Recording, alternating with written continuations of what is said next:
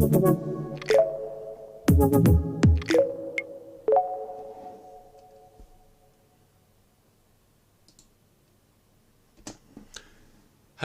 everyone, so happy to be here. Hard to believe it's been 5 weeks since the last time I've been here, but I promise you every time I get here it always feels like it's been just last week that we met and talked about Kabbalah and Kabbalistic concepts and how Kabbalah relates to the world around us, and really what do you need to know about it in order to start making your first steps into it. So as usual, if this is your first time, don't stress about it. Just sit back, enjoy the class, take some notes. You can bring your questions in during this live session, and there's also going to be a more intimate Zoom session coming up right after this. You'll find links in the chat to all those things. Of course, if you're really just starting out, there's nothing better than to just get onto KabU and start interacting with the material, the self-study courses, the webinars, all the rest of it. This is just a world of content awaiting everyone. So I encourage you to try it out. If you're here just to, expand your consciousness and hear something new about reality and this life we live in and all the rest of it, then you're in the right place. So it's going to be good. Today we're going to be talking about the most powerful energy source of the future. Obviously, by the way, I'm sorry, I always forget to say it. Like, subscribe to the content. Will be available on our channel afterwards as well, so you can watch it, you can share it, you can comment on it, all the good stuff. We're waiting for you, absolutely. So, as I said, today we're going to be talking about the most powerful energy source of the future, and why really should we be talking about it? That's a good question. We're going to talk about 4 parts of it. There's no need to really get into the table of contents. Just follow me, it'll be fine. So, energy. When we say energy, we usually think of power, right? The power to do something, anything. Energy is the fuel that allows us to operate, but it's also more than just a fuel. It's a power that allows us to manipulate the environment, work on ourselves, on things outside of us, produce change, attain our goals, fulfill our desires. If you want to attain something in this world, achieve, acquire anything, you need power, you need energy for it. So there's no question that power plays an important role in our lives. Even if you have no spiritual inclination whatsoever, you have an intuitive feeling that you need energy, that your body needs energy in order to exist, and that nature around us is constantly busy exchanging energy in different forms in order to maintain the system of nature of which we are a part. So why is it so important?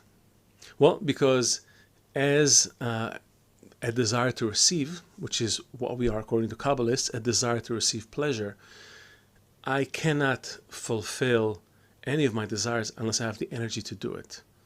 And therefore the obsession of humanity with energy is really something that goes back to the core of who we are as creatures. The pursuit of energy is something that goes back millennia. Essentially, every creature really is busy replenishing its source of energy. Nothing exists out of nothing. Even tardigrades, those little water bears, right? Those microscopic creatures that can survive almost anything and everything.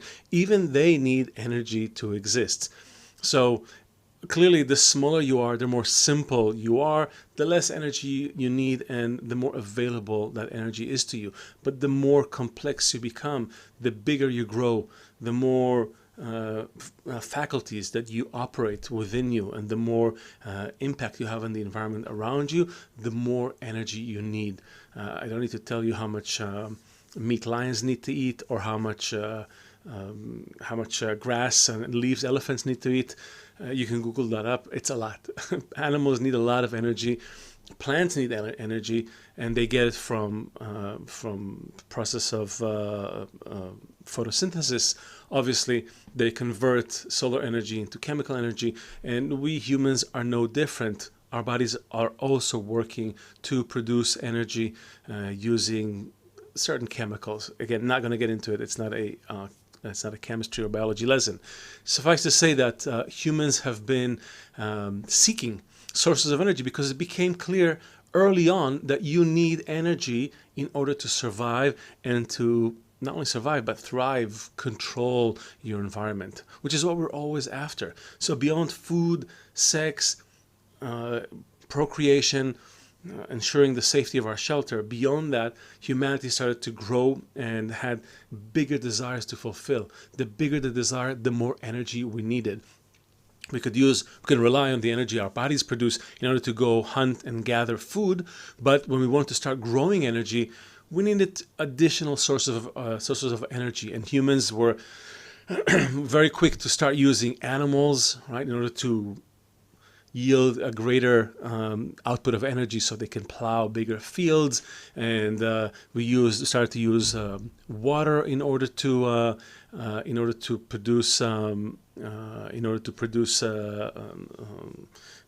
mechanical energy.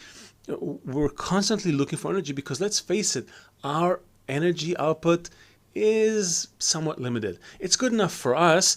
If you've seen The Matrix, it's equivalent to a couple of AA batteries, which over time is great, but it's really just enough for us to get by. We can exert, a lot of energy for short periods of time, but we're fairly limited. In fact, if you, there's this bit of info you probably are aware of. Hopefully you're aware of it. You'll need to scream for one whole year in order to generate enough energy to shatter just one light bulb. Or to light one light bulb. I can remember. Maybe one or the other. Either way, it's just excessive. There's just no way we're going to be able to do anything with that kind of energy by ourselves. So we need energy. We're addicted to energy because this is the source of our livelihood. So humanity was really pursuing various sources of energy outside of it. Some of the earlier forms were obviously burning coal, using wind energy in order to sail and to get windmills going, using water, using steam at some point. Fossil fuel became a huge source of energy, still is. We still rely on fossil fuel for many of our external endeavors. We have started to venture into newer forms of energy. Literally in the last several decades, we have geothermal energy, which uses essentially energy which exists in volcanoes and pools of lava, that sort of thing, deep in the earth. We use hydro, the power of water, more than to just spin primitive turbines. We use it in a much more efficient way. But we're also starting to harness the energy of waves, tidal energy deep in the oceans. Everybody's aware of solar energy, which is a form of nuclear energy, and also nuclear energy that we're using here on Earth by splitting atoms or by combining atoms together. Either way, and there's also biomass energy, which is essentially the use of biological matter to create energy, whether it's to harvest the oils of certain plants and then burning that in order to generate energy, or even the energy that our body uses and produces. We can use some of that for certain things.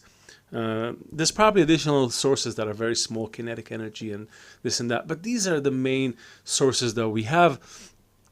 And looking into the future, we're kind of limited. Yes, there's talk about using electromagnetic energy. There's things that exist in the vacuum, all kinds of quantum phenomena that allow us to that fluctuate and allow us to harvest that energy, but all in all, we're fairly limited.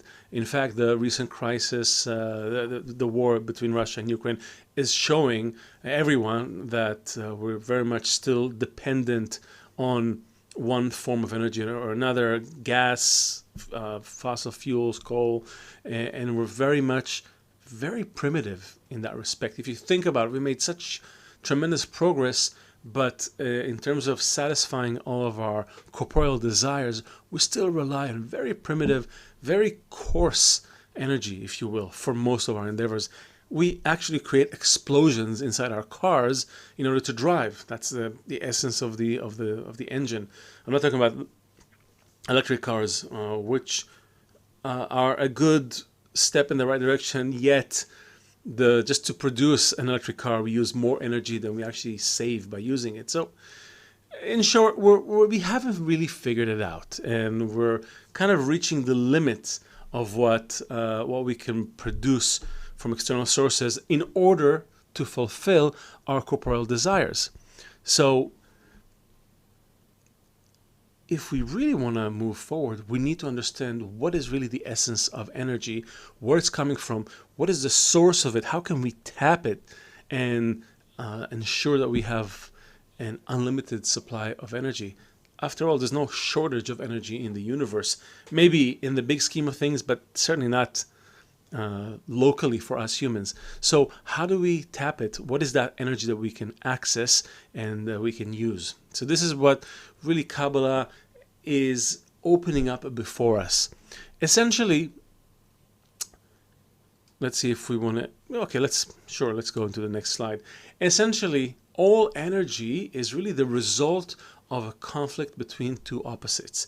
That's the basic, one of the basic tenets of Kabbalah. In fact, if you think about it, the only thing that was created was a point, a single desire that's opposite to the light. Let me go here for a second. So you have a point here that was created, meaning a place which is empty of the presence of the Creator, which is the force of love, bestowal. Think of him as the plus. Okay, this big plus thing over there. So the Creator is the big plus. We're the tiny minus, and the light of the Creator starts to work. Not even the Creator himself. The light, just the light of the Creator, this emanation of positive energy is starting to work on this negative place, right? This empty place. And that interaction begins to produce energy. And that energy begins to work to shape that place and to create the rest of the spiritual worlds and partsufim and the sfirot, the souls, and eventually, through a process called the shattering, the space-time continuum that we exist in corporeally.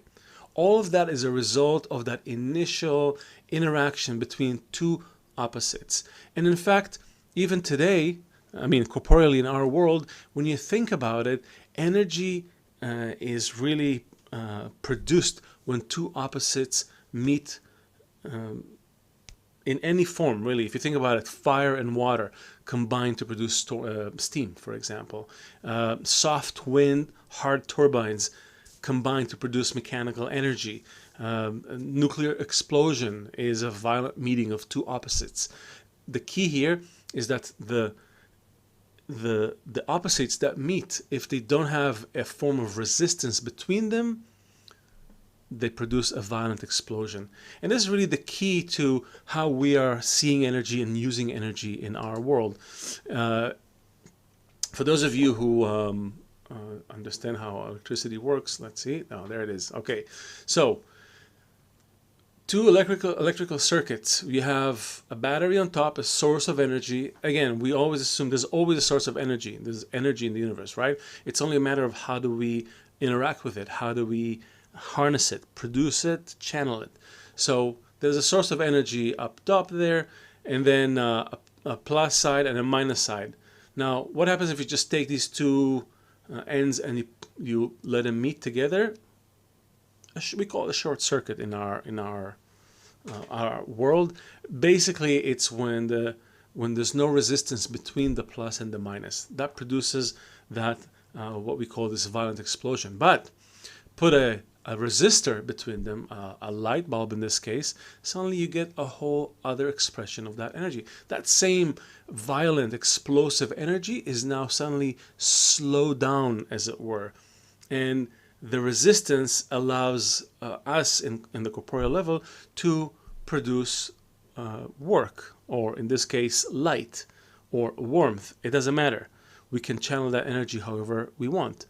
So humans, on the whole, have become pretty good at manipulating energy on the still level, meaning we understand how to work with energy that travels between metals and between different inanimate compounds.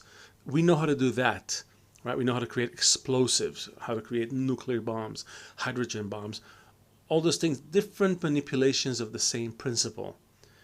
But we're very primitive when it comes to working with energy on the vegetative level, and on the animate level, it's really like one big mystery for us. I'm not even talking about the human level because we're not even there yet. However, as Kabbalists teach us, we are in the process of becoming human. And one of the principles that we have to grasp on the way to becoming human is how to work with our energy, more subtle levels of that very, very powerful energy that exists all around us. So Baal Sulam writes that it is well known to I hope you can see it. It is well known to researchers of nature that one cannot perform even the slightest movement without motivation, without somehow benefiting oneself. This is, again, this is a principle that everyone is acutely aware of, yet we don't really understand how to work with it as humans, right? When, for example, one moves one's hand from the chair to the table, right? If I was sitting here and I move the hand here, it is because one thinks that by putting his hand on the table, he will enjoy it more. If he did not think so, he would leave his hand on the chair for the rest of his life without moving it at all. It is all the more so with greater efforts. So Baal Sulam gives us one key principle here about how energy is being sourced and channeled. Something has to produce pleasure for us in order for us to exert energy. So we don't spend energy unless we are certain that that pleasure is somewhere there at the end of that action. And this is really the fundamental formula of existence: maximum pleasure for minimum effort, or minimum exertion of energy. This is actually worth writing. Let's see, hold on. Okay, so maximum, this is a good formula. So max pleasure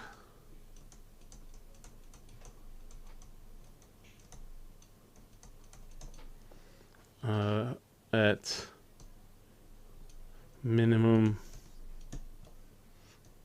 effort.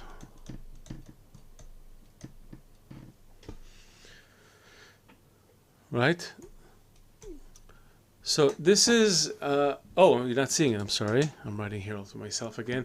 This formula is one of the key principles of how energy is being distributed in reality, not simply corporeally, but also on all levels. I mean, not simply on our level, but on all levels. Even the still level is relying on this principle, right? Every element on the still level aspires to maintain its form and be at rest. That's it. Even the most radioactive elements emit electrons and vibrate violently until they eventually calm down and return to their state of rest. Because why? Because they don't want to spend that energy. Their pleasure, if you can think of it in this way, the pleasure of a rock, let's say, is at preserving the state of rockness and staying a rock for eternity. That's what the still degree likes to do. Everything comes from the still degree, everything goes back to that degree. On the vegetative level, there's already other more advanced desires, but we still see the same principle at work. And also on the animate level, and certainly the animalistic part of us is no different whatsoever. We only spend energy effort if we can ensure maximum pleasure for it. In fact, we wouldn't do anything unless if we actually knew exactly what are we spending and what are we getting. But all of life is this constant negotiation. What am I spending? What am I getting? Sorry. But this is on the corporeal level. This is here on this level, still vegetative, animate. This principle remains. So the principle of maximum pleasure and minimum effort, the principle of two opposites that produce energy, that is clear. We mentioned resistance. We'll get back to it in a second. But what is actually happening above matter and waves? What's happening on the spiritual level? The level of where the upper light is at work. So a Kabbalist sees only forces in everything. Sometimes people think that Kabbalists deal with seeing the future, or people have all kinds of concepts of what a Kabbalist cannot do, all those special powers. I know I was excited about when I before I even started on Kabbalah. I was like, wow, there's got to be other things, other layers of reality that we can access and we can tap and we can see and all that. But the simple truth of it is a Kabbalist sees forces. If you can imagine, there's no way to really kind of illustrate it clearly, and I also don't want to try to put it into a visual because that will immediately bring it down to the level of this world. But if you can imagine it in your mind's eye, a Kabbalist will only see tendencies of a desire, as if each desire has these strings, these fillers, tentacles that connect to anything and everything that may produce pleasure, and you only see the tendency of a person in as much as they're reflected through their desires, if you will. So I have desires for food. How high are those desires right now? How active are those tentacles? Sex, family, money. Maybe money is where I'm at. That's where I'm trying to feel in reality. That's what propels me forward through the field of desires. Okay, it's a different level of existence, and that's how a Kabbalist sees everything. But there's actually a reason for that, because at the end of the day, it's all an interplay between these two forces. As I mentioned, let me go here again. All right. So a quick reminder for those. Some of you obviously know it very well. So we have light, right? Light. What is light? It emanates from the Creator. The Creator we can't really attain, but the Creator, the Kabbalists tell us, emanates this. We call it light. Okay, we'll get to it later. For what is it exactly? A positive energy. Okay, if you will. And what we have is our vessel. Kli, we call it in Hebrew.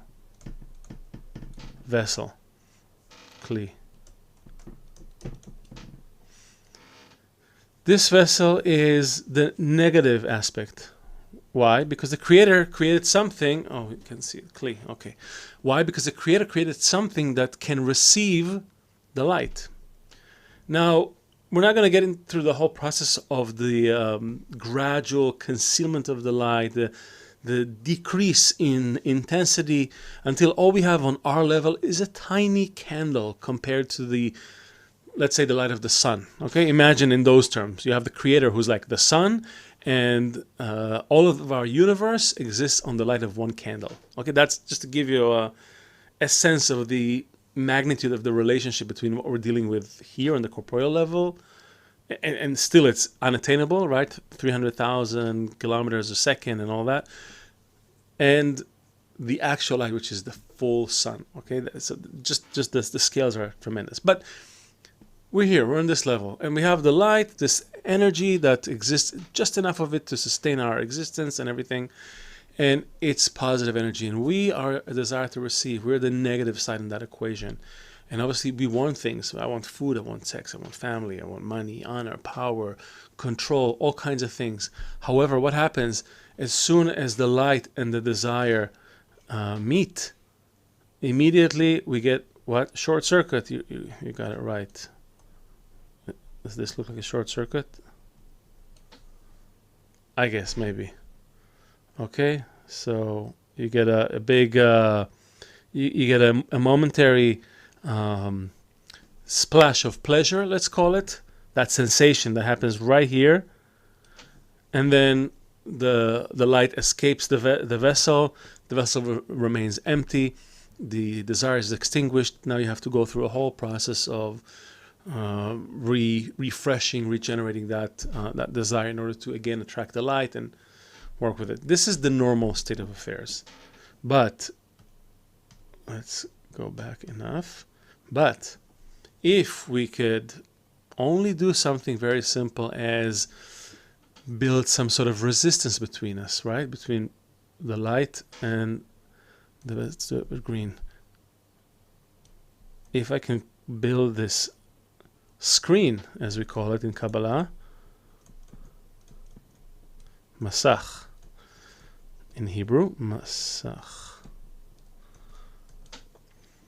If I can create that, now suddenly there's a whole new interaction. The light doesn't just come and extinguishes the desire.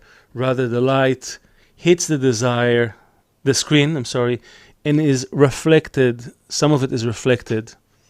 The part that I cannot receive with the right intention, because the screen is my intention.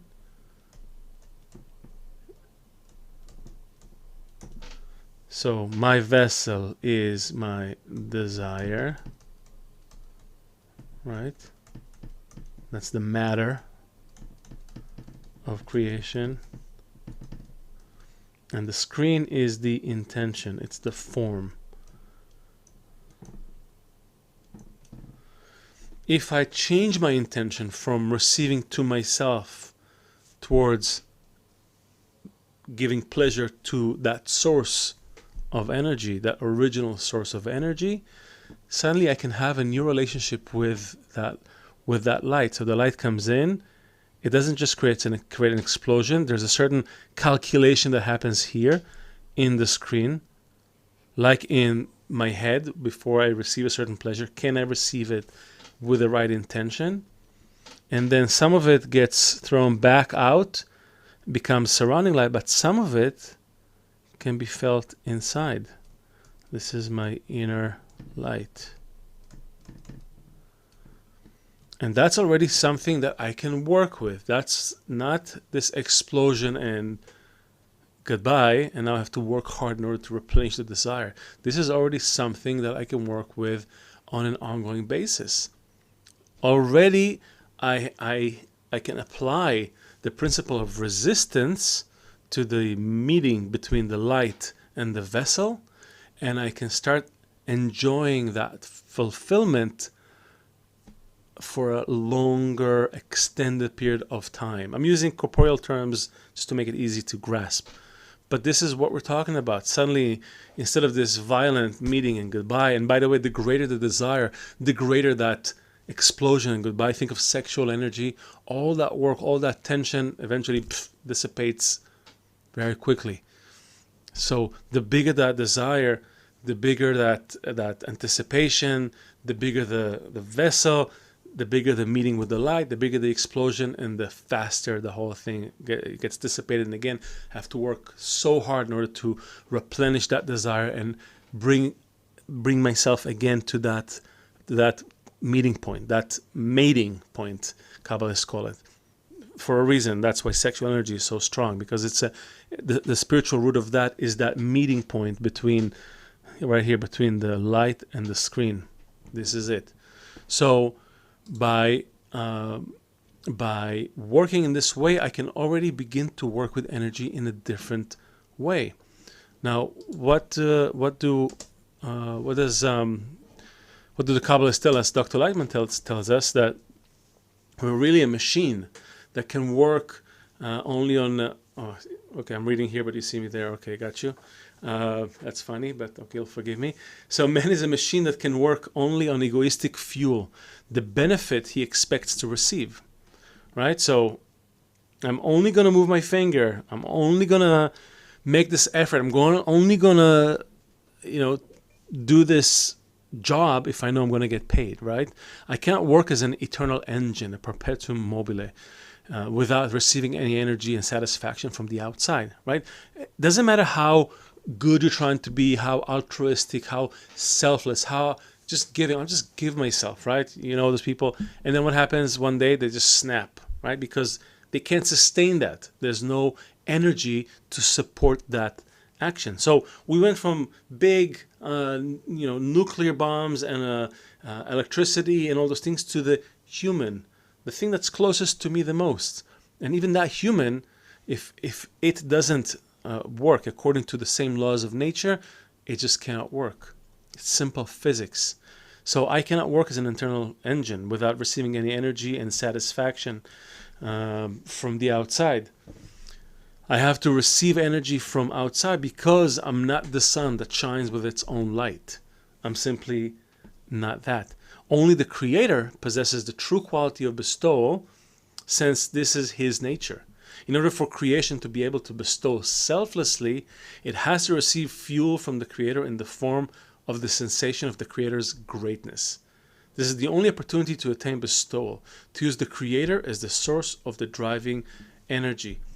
So remember that. We'll talk about it. There are a few things here. So we need to receive fuel from the Creator, that energy, and the Creator is an eternal source of energy. So we want to receive from that. We want to connect to that source, right? We don't want to rely on external sources, limited sources, polluting sources, all of that. We want to tap the original energy, that energy that created the universe, that sustains all of reality. We want that. That's the purest, the highest grade energy.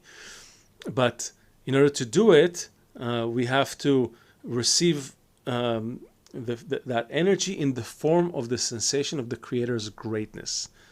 Remember that. We'll get to it in a second. I'll write it here. The greatness, I know you can't see it, that's okay, of the Creator. By the way, if you have questions, I'm going to open it up shortly. I hope that send me a link to a Google Doc with that.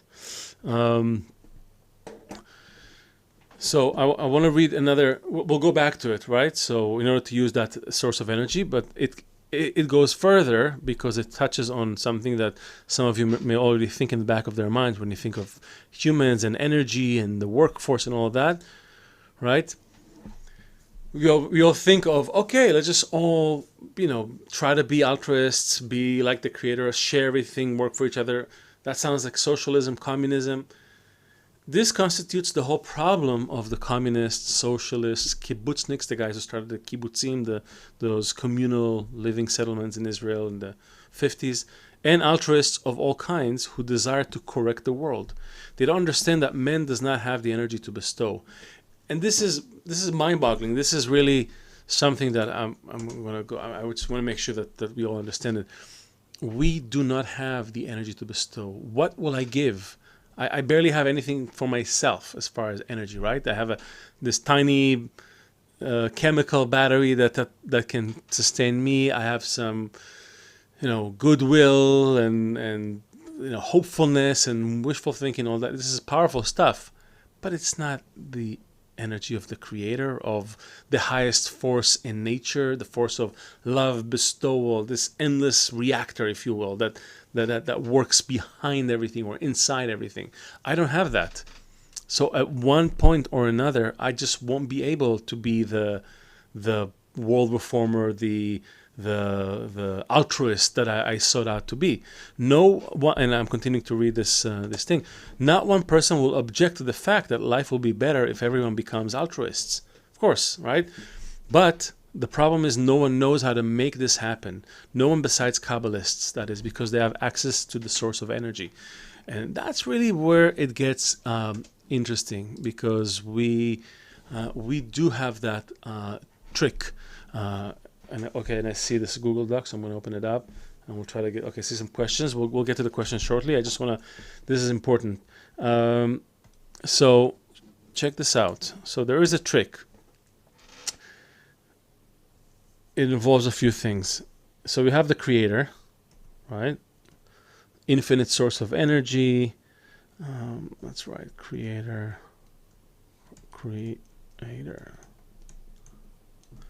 Right? Creator just wants to bestow. In fact, I'll tell you a secret. All creator does is bestowing. The light is at absolute rest. It's just, you can imagine, just a field of light, and it's always moving towards us, on us, through us, okay, if you will. It's always there. We are these vessels, right? Now, I know what happens if I try to receive for myself. Remember that thing, right? I'll just remind us what happens without a screen. Light comes in, big explosion, kills the desire. Not good. So this is not good. But if I use a screen, as we said, I can receive the light, and some of the light here, it's going to be a coupling, a meeting between the light and the vessel, between two opposites, mediated by that screen, this new intention, not for me, for the other. And the light, some of the light will enter into me, and some of the light, if you will continue. In fact, it's not some, it's all the light. It's an endless fountain of abundance, if you will. Okay, so as long as everybody's with that intention, there's no shortage of light. Light can just go in and out, so on and so forth. Okay, there's no shortage of light because I'm not the cul-de-sac in the passage of the light. I'm not the dead end. I'm not the one piece that blocks the flow of the light into the system. Which kind of makes sense if you think about it. If I'm this tiny vessel, I'm just trying to have all the light to myself. That just gets stuck in me, if you will. And each one of us is doing the same thing. It just creates a system of depletion. So it's almost like there's people who drown in oxygen. You know, like they have all the oxygen, they can't use it. They die. It's the same thing. We are surrounded by light. We're immersed in light. We can't use it. We perish. We can't even live this life of abundance with everything. But when you connect with others in this way, the pleasure, the life, the perception of life flows through you. You give life to the entire system. That's really what's happening. And just like cells in our bodies, who take only what they need and the rest they keep recycling back into the general system, we become a cell in the body of humanity. And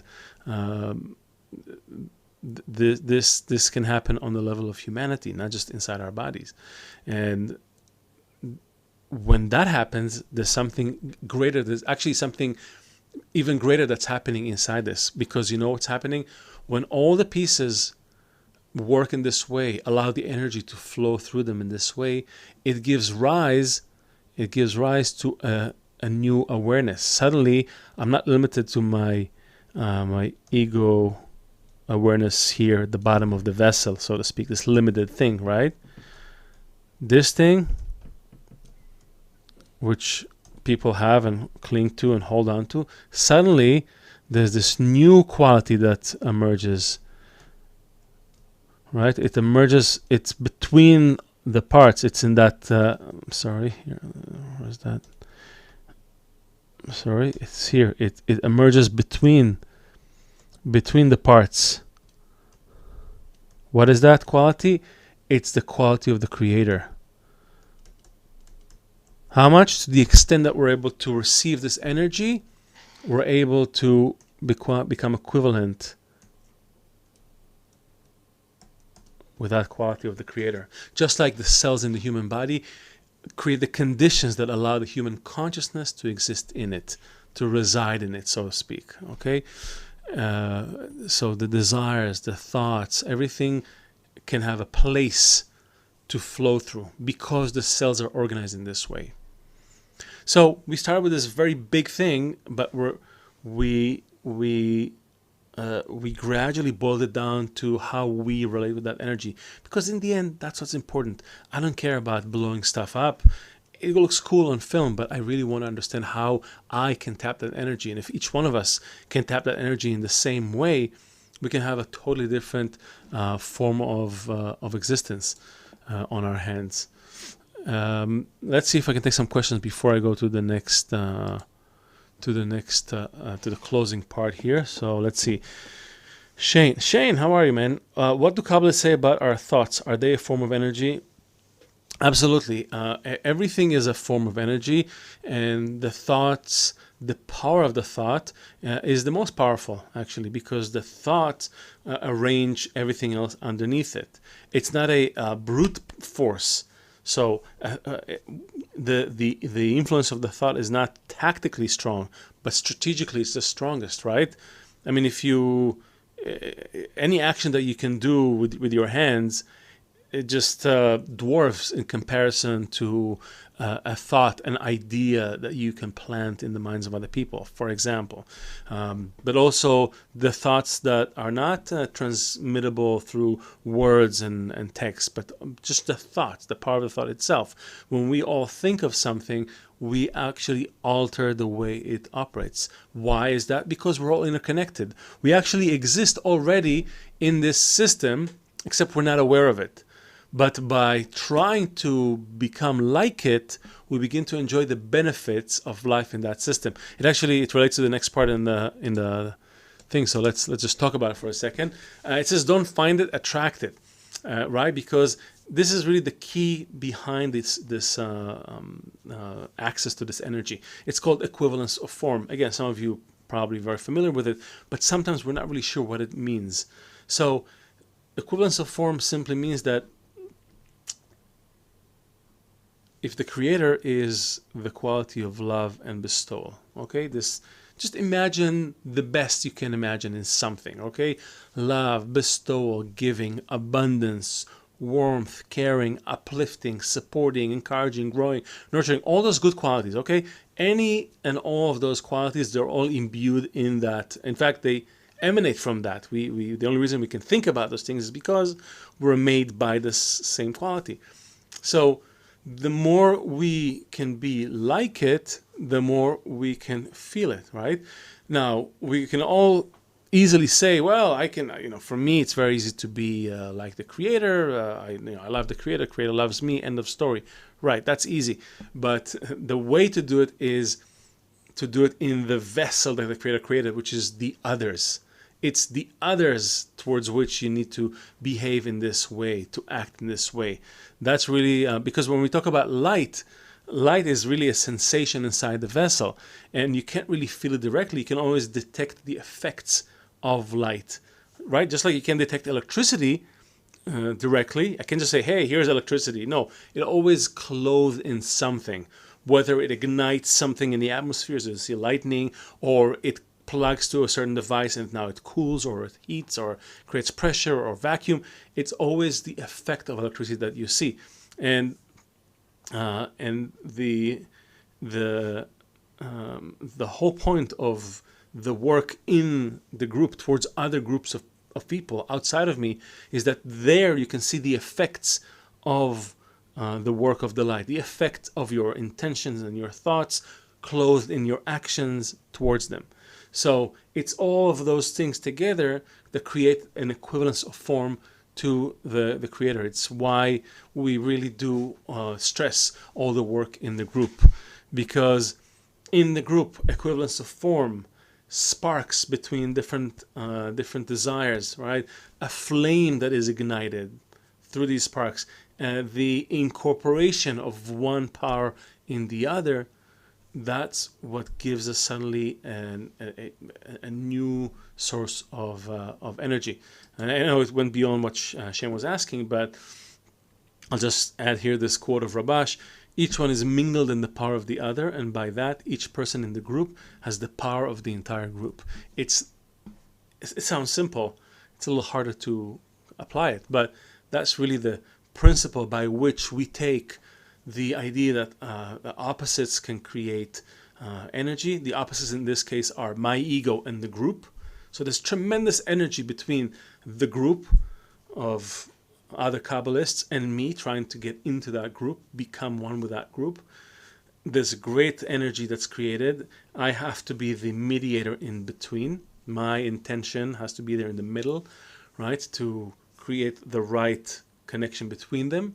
And when I begin to apply these thoughts, these words, these actions that are equivalent to the Creator, as best as I can describe that quality in the group, that's when the light begins to work on those efforts. That's really a physical principle at work here.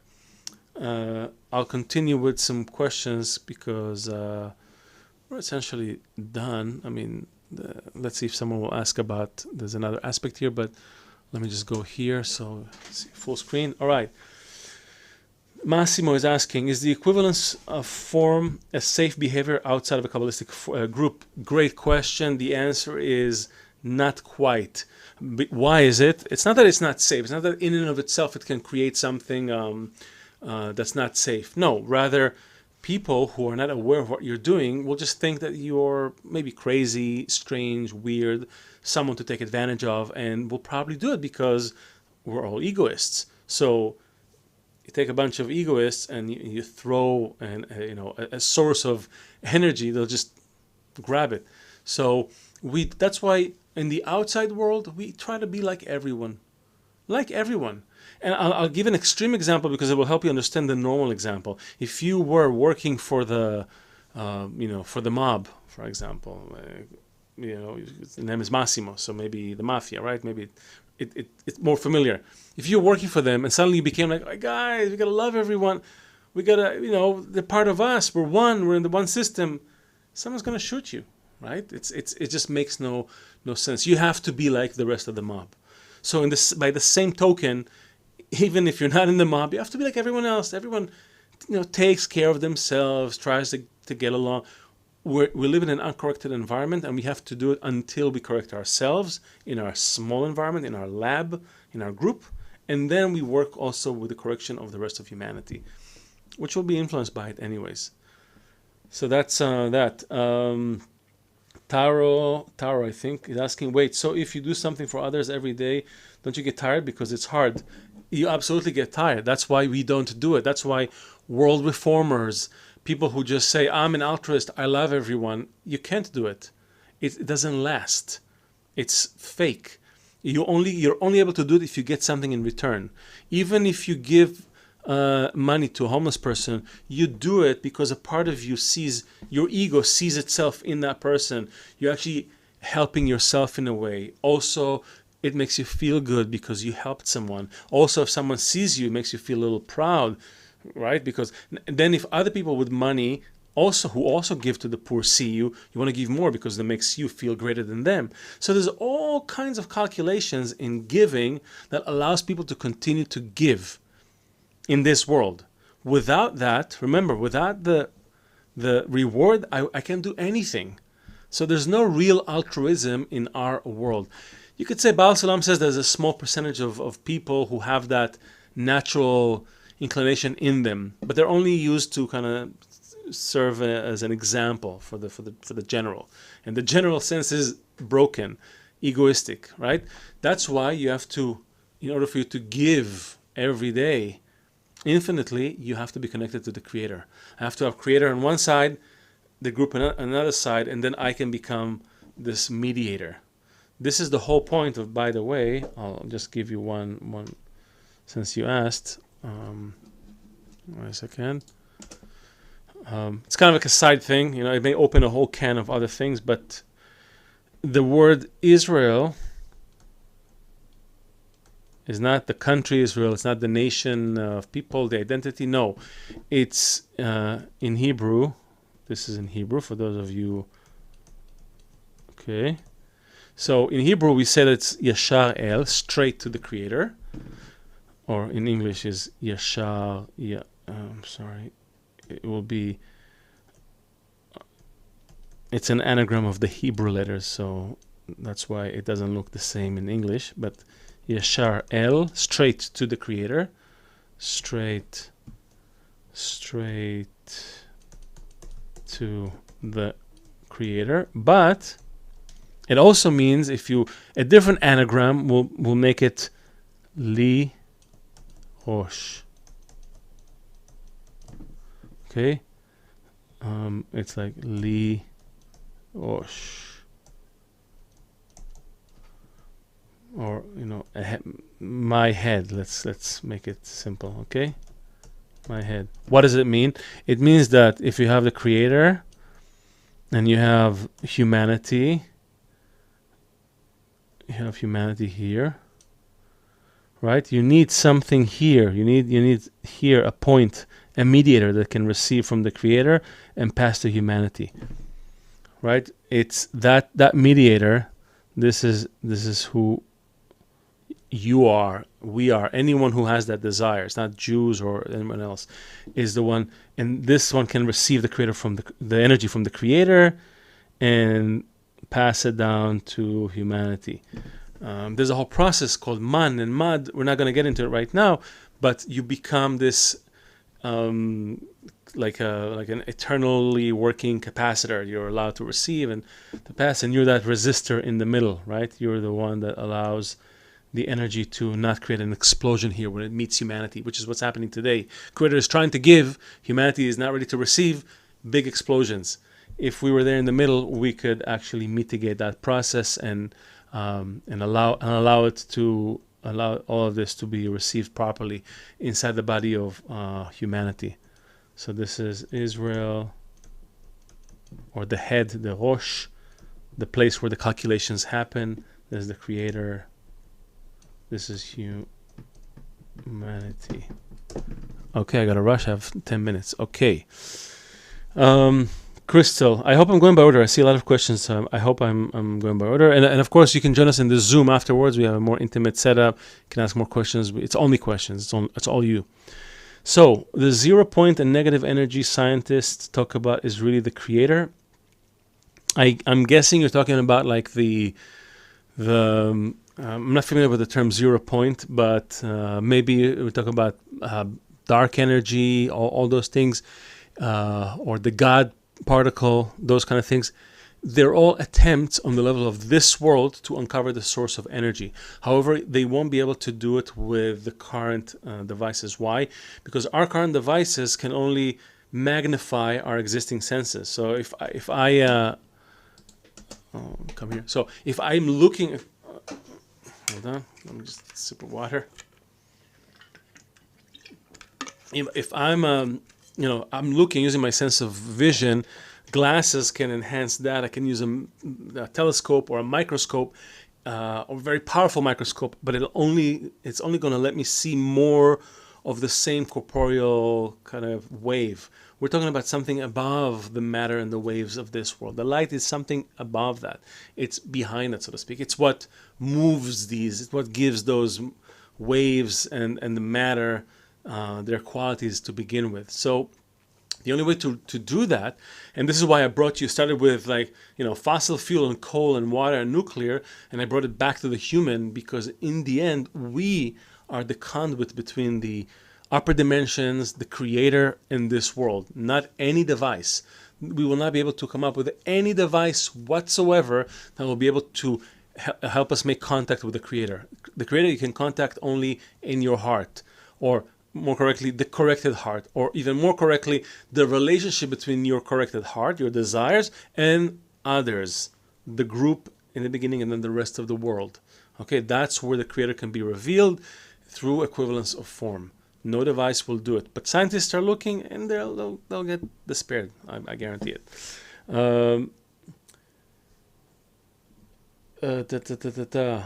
I feel I can be an altruist. Taro again. Yes, exactly. I can be altruistic. It's impossible how to bypass this, go around and bestow without limitation. You can't. You have to join a Kabbalistic group, first of all. Why? It's like a laboratory. You do it with like-minded people. Oh, you want to reach the Creator? I want to reach a greater. We'll follow Kabbalistic principles. We'll do it together in a group. We'll support each other. We'll bestow, I'll bestow to you, you'll bestow to me, we'll get incorporated. That's where Rabash's quote, Rabash was our teacher's teacher, the son of Bala Sulam. Each one is mingled, incorporated in the power of the other, and by that, each person in the group has the power of the entire group. Only then, I'll go back to this visual because it's powerful. It's only, hold on, can I, no, I'm trying to see if I can show stuff. Oh, wait. No, sorry. Okay, that's not what I wanted. No. Okay, don't relate to this address here on top. How do I do it? Okay, I'll go back here. Anyways, the point of the matter is that that it's really in the interaction when you work with 9 other people. Okay, I'm using 10 as a round number. Kabbalists refer to that. You work with 9 other people. You get, whatever you invest in the group gets multiplied. Okay, and then whatever each one invests gets multiplied, and then you take that and invest it back in the group. It gets multiplied again. So it's to the power of 10, to the power of 10, to the power of 10. You can tap a really infinite amount of energy. And if you, if you do it, people who are in the group for a long time, you can feel it. They have almost superhuman powers. They can do things. They can last longer in their efforts. They can really put together amazing things. Anyone who's been to a physical convention in Israel, for example, 6,000, 8,000 people. It's put together in a day. We take it apart in 2 hours. It's really hard, and those are just crude examples. There are many more examples for the power that is moving between the people who are in a Kabbalistic group. So that's my advice to you, Tara. Join. Go through the process. Go through the Kabbu stuff, join the grad environment. There's a young group. That's where you learn how to apply those principles. That's where you begin to feel it really in the flesh. And when you learn how to do it in a group, gradually you can increase the circle, bring more people into that. Joe Gracia, how do I bestow to the group? Is the group the 10? Yes, the group is the 10. Obviously, there are circles. How do you bestow? Just like you would to your, I don't know if you're married, if you have kids, but like to a kid, right? How do you bestow to a child? You only think good things about them. You only want the best for them. You sacrifice yourself for them. You step on yourself for them. You go earn money to buy good things to them, right? All those things that you do at your expense almost, like you don't exist. Look at the mother, right? She derives pleasure from making efforts towards her children. It's not even that she receives something in return. Oh, they'll be nice to me later. No. Oh, the child eats, the baby eats. Oh, I'm so happy. It's true pleasure. She feels it. So this is just, again, a crude example from our world on how this energy exchange works. Crystal, I don't know if Crystal James, I don't know if you are an engineer. I am not an engineer, so I don't want to. But yes, the 10 is like a capacitor. It's more like a quantum capacitor because it can hold different states at the same time, and it's also eternal capacitor because it's connected to an eternal source. So you can extend that analogy, but I hope it helps. But again, the best thing is to do it in the group, to apply it and to feel it. Then you become that resistor that can feel that light working through you. Joe, we answered. How much time we have? Okay, a couple of minutes. Anthony Williams, aren't you simulating the sexual act through the group? It's a very good question. Let's see. It's a long. Okay, let's do that and another answer. In a nutshell, every desire and every action in this world has a spiritual root. Okay, food, eating something, right, bringing some fulfillment into the vessel, has a spiritual root. Sex has a spiritual root. That coupling that happens between the light, the plus sign, the male quality, if you will, that overcomes, from the word Hebrew gevel, geber, to overcome, and the female quality, the vessel, the empty desire, right, the deficiency, they meet together with a screen, through a common screen. That's Kabbalists call it a coupling or a mating, but a mating is striking. It's really like two diametrically opposite qualities, right? It's not like in our world it can be very kind of gray. No, in spirituality it's really two opposites, and they meet, and that coupling happens, can happen eternally, really. So it's almost like, imagine the pleasure of a sexual intercourse, but it's transmuted to this exchange of energy that happens through all the different dimensions. It's words fail me here, but the point is that all those desires, food, sex, family, procreation, giving birth, getting new vessels, money, which is like the screen again, honor, power, knowledge, all those things have spiritual roots. So yes, we're not going to get into it too much, but you're not really simulating sexual act. Okay, it's important. You're not going to run naked to the group. It doesn't work this way.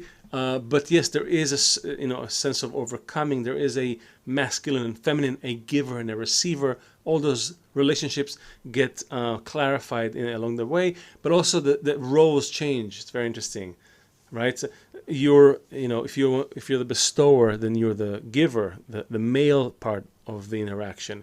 If you're the receiver, you're the female part. The group as a whole is the receiver, is the female. The creator is the giver. And these roles change, as you go up the ladder or down the ladder.